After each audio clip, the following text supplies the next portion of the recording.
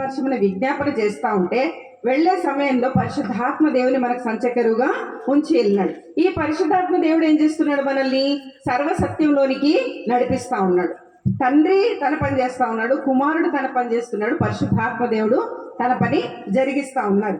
వీళ్ళు ఇలా జరిగిస్తున్న సమయంలో ఇక్కడ చూడండి, మనుషుల ఆయన దేవుని స్వరూపము కలిగిన వాడై. ఒక సందర్భంలో శిష్యులు ఏమని అడుగుతారు? తండ్రిని మాకు కనపరచమని అంటాడు. నన్ను చూసినవాడు తండ్రిని చూసినవాడు అని చెప్పి దేవుడు యేసుక్రీస్తు ప్రభు అక్కడ ఎక్స్ప్లెయిన్ చేస్తూ వస్తారు.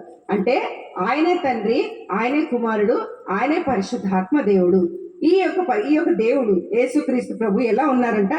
దేవుని స్వరూపము కలిగిన వాడై ఉండి.